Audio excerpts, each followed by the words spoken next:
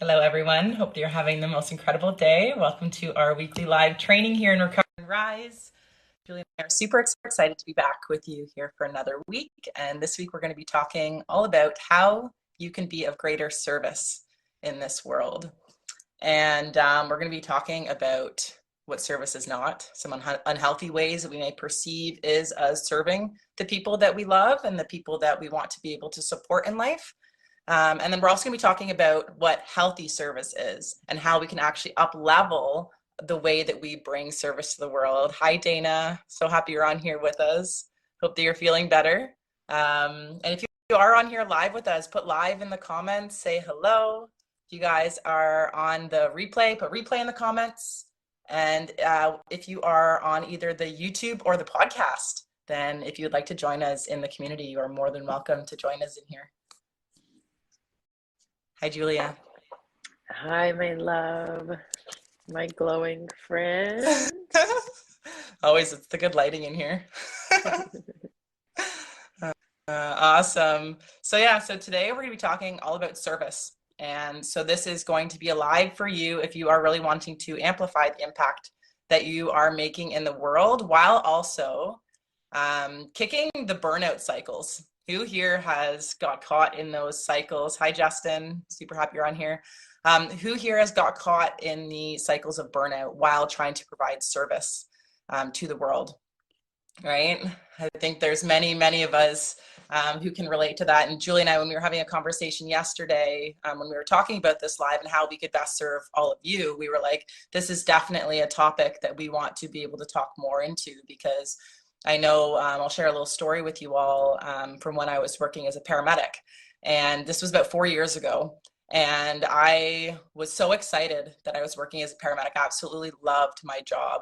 And who here has done something that they absolutely love, but then it just becomes all consuming and it just like takes over your whole entire life. And then eventually it becomes a detriment. That's kind of like what happened to me. And there was just these certain patterns that I had that wasn't even aware of at the time. And they led me to this place of burnout, and my body was just breaking down. I had a lot of severe IBS. My hormones were all over the place. My emotions were all over the place. I would just suppress, lots of stress, obviously in the job, plus relationships, all of these other things. And then I would just blow up and I would just feel like a crazy person. So I'm like, oh my gosh, all of these emotions. And I just didn't know how to actually handle my emotions that I had. And it impacted my relationship, like my sex life. It impacted everything in my life. And it actually is one of the big reasons that pivoted me into the holistic health field. But one of the big things that kind of led me to that point without me knowing about it was me constantly saying yes to things that I actually should have been saying no to. And some examples of that, and these are some kind of like what service is not. And even though I felt like it was good intentioned, it was actually the underlying where I was more listening to my mind and people pleasing opposed to actually listening to my body and what I emotionally needed in life. And so some examples of that would be like when the supervisor would call me last minute for a shift, and I would be like, yeah, for sure. Or you would have only 3 hours to call back. So I would feel guilty. And then I would call back because I didn't want to get in trouble. Right. So there was lots of kind of things that were leading to that. Or even after my relationship ended, just with men, and how it would kind of just pull me out of what I actually wanted to do unconsciously into these patterns. And it just ended up leading me into this place of burnout. And so there's lots of things that kind of happen to get us to that point, even though we may have good intentions in the moment of what we're doing, where I wanted to be able to help more because I loved my job and this and that. But in order for us to actually serve in a greater capacity, we have to learn how to do it in a sustainable way. And so that was one of the things that we wanted to come on here and chat with you a little bit more about today, was how to actually be of service, honoring ourselves so that we can then be able to be there present with the people that we love, whether that is our family, whether that's our friends, or whether that is in our chosen career. There are probably a lot of people in this group who are holding space for people or being present with people in their actual careers and public servant jobs and coaches, healers, entrepreneurs, all of these things. So it's definitely a big piece in there so we can maintain our well-being, so that we can continue providing the impact that we would like in the world. Beautiful. Yeah. Thank you so much, Laura. Oh my goodness. Who here Who here wants to be of greater service to others? Type yes in the chat box. Let us know. Let us know how you want to help others. How do you want to serve other people? Is it that you want to build a big company? Is it that you want to create art? Is it that you want to just have deeper conversations with the people that you love? Is it that you want to, I don't know. Tell me what it is. Tell me what it is. Maybe you're in a public servant job like Laura was, and you want to just be able to be there for people more. Tell us how you see yourself being of greater service to others. And hopefully in this live, we'll be able to answer your questions. I think Laura has really already shared so much about, the importance of taking care of ourselves while we're being of service to people, the importance of listening to the body, otherwise the body breaks down, the importance of understanding what healthy service is and what unhealthy services. I have a little cold. You can hear it. So I'm going gentle today, but that's also part of being of service. It's just allowing myself to go gentle. So Laura, you can chime in here as well. I'm just going to go over a little bit about what healthy service looks like and unhealthy service. Let's just talk about, and we can go back and forth here, what unhealthy service is. Unhealthy service, like what Laura was alluding to a little bit, is saying yes all the time, being available to people 24/7, being available when you don't want to be available, not having an ability to say no.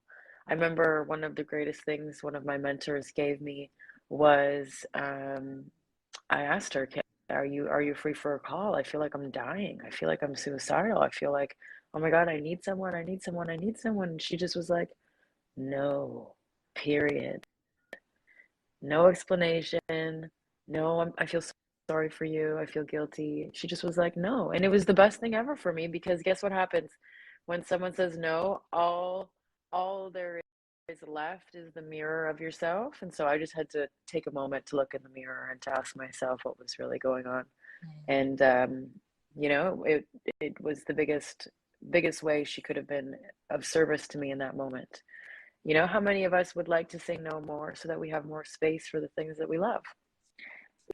Me, me. I'd like to have more space for the things I love. I'd also love more space and more power when I am of service. And that's why saying no is so important because if I'm not taking care of myself, the beeping again, if I'm not taking care of myself, if I don't have a morning routine, if I don't have time with loved ones, if I don't have time for connection, if I don't know my needs, and discovering my needs was something that I hugely gained out of going through Recover and Rise and, these deeper healing programs.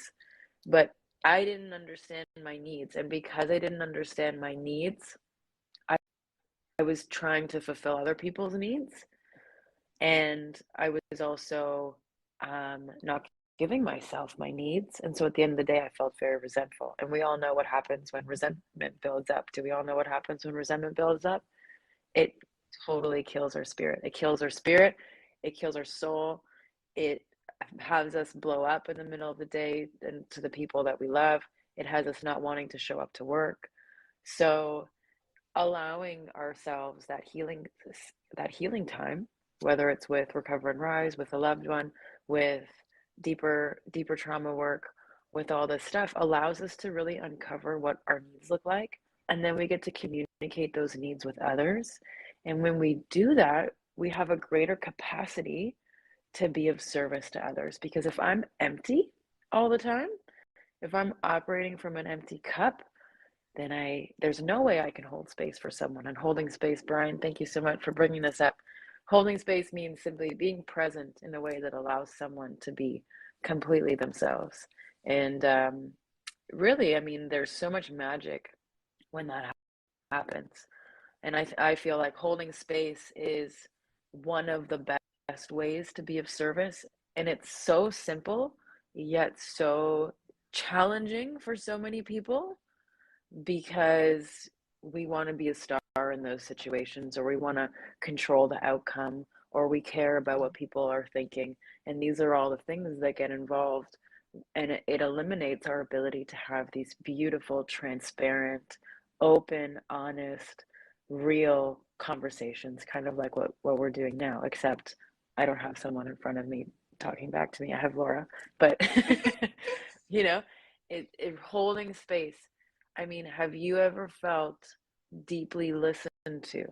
I think a lot of people don't know what that feels like.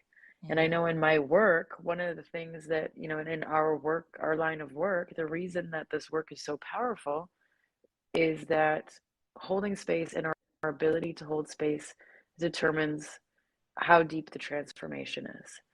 And so the deeper that I commit myself to holding space for myself and uncovering my darker shadows, uncovering my needs, uncovering my desires, uncovering, you know, my boundaries, my yes and my no, uncovering, you know, the things that I want to bring to the world and how I see myself being of service. All of these things are so important because the deeper that I go in myself, then I'm able to also hold that same space for other people. If I'm not comfortable with myself and someone says something that I'm not comfortable with, then I'm more likely to feel triggered or activated or want to get back at someone or want to speak over someone or maybe say something that might actually end up being hurtful. But the ability to maintain that level of presence and safety in that space has so much to do with how we treat ourselves. So that's really what I wanted to share here.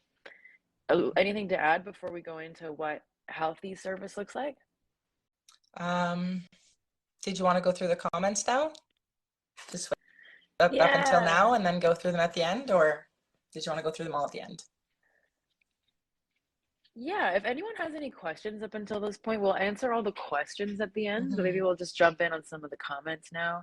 Dana, we love you. Yes, Dana went through last year's or this year's previous round of Recover and Rise. She said, I'm so thankful for having been through it because it taught me how to hold space for others. It helped me separate my feelings from the situation so I can be present and listen and understand. Yes, Yes. and when deep understanding takes place, miracles happen. Miracles, I'm telling you.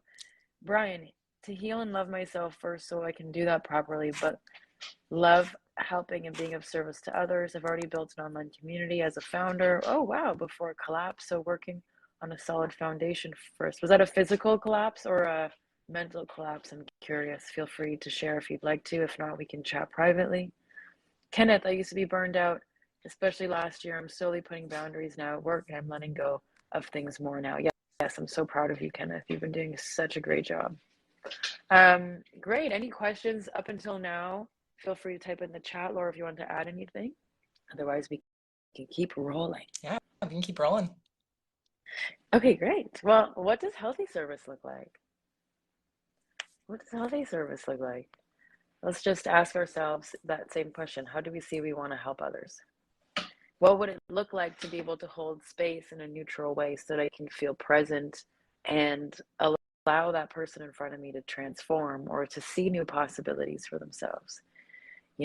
Leadership, whether you're coaching someone or building a business or just even running your own business and leading yourself, has so much to do with the language that we use to talk to ourselves Mhm.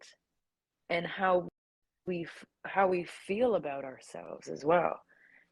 I think some of the things I didn't realize was I didn't feel worthy to build a big business, or I didn't feel worthy to, impact people. I didn't feel worthy to, share my artistic gifts or even finish my artistic gifts. So what was happening was I was self-sabotaging all of these really beautiful opportunities because subconsciously my body was still programmed from my trauma, right? And so, the healthy expression of service is where, my words and my actions align with who I can see myself being in the world, right? And if I can align with who I can see myself being in the world and that person that I desire to be, then imagine how that will ripple out into the world. Imagine how that will also influence others. And one thing that I do when I walk into, hi Diamond, One thing that I do when I walk into any situation is I simply say a prayer and I ask Spirit how I can be of service in this moment. I'm asking myself the same question now. I'm asking Spirit, hey, Spirit, show me how I can be of service in this moment. And all of a sudden, the, oh, all of a sudden, the, the selfish brain really turns off, the fearful brain really turns off, and I can be present because it's not about me anymore. It's about who I can see myself being in a way that allows others to open to new possibilities or have a new experience around me. Um, that to me is one example of healthy service. And also, really, I feel like Laura's going to take it over from now. Laura's going to carry it out. Well, Diamond Is that is just a making feeling noises now? over here. Yeah. I love what you shared about the way that we treat ourselves is the way that we treat others. And that was big for me because I remember even like hearing the language that people used to speak.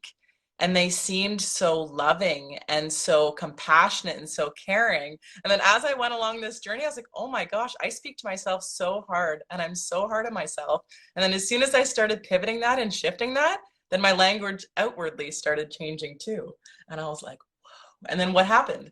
I was able to hold space for people and be present with people, and they felt safe and they felt loved and they felt heard because I knew how to do that for myself. Right. And it's a very weird kind of like paradigm of this, like, in order to make greater contribution outwardly, we actually have to learn how to do it within our own selves. And sometimes you hear it being called like reparenting or learning how to parent yourself or hold your inner child within you.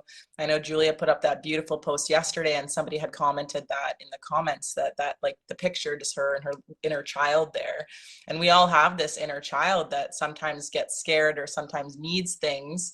And it's up to us to be able to, like Julia said, tune into what those needs actually are so that we can provide them to ourselves so that we then come from that full place and then we can then share that gift outwards. So I just love how everything you shared just kind of is huge, a huge kind of piece for me, definitely when it comes to what service is, opposed to the old way of just constantly doing for others and then feeling depleted and burnt out and exhausted and then end up hurting the people around me instead of actually loving them, which was my intention all along. Yeah, because we all have a big intention to love bigger and to express ourselves bigger. Does anyone have any questions for us? We're gonna hop off in a couple minutes here, but if you have any, Diamond, if you have any questions, please put them in now, and we will do our best to answer. Mhm.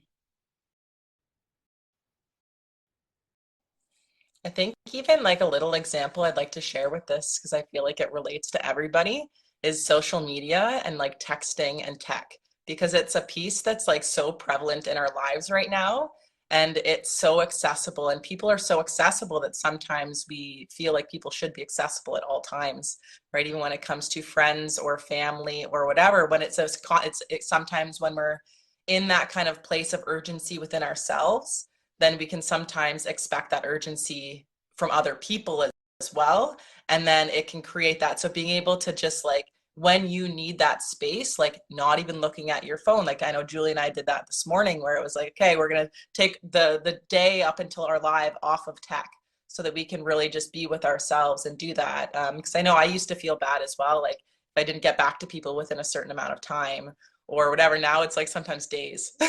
And I'm like, I'm sorry, I just have other stuff to do that's a higher priority. So I think too, like prioritization of those needs as well is a huge thing, and just being able to be like, what is most important to me, and like how is it that I see that I can manage all of this, but doing it in a way that actually feels good to me, and then trusting that that will unfold on the other side, as it's meant to as well. Beautiful, Brian. Great question. Great question.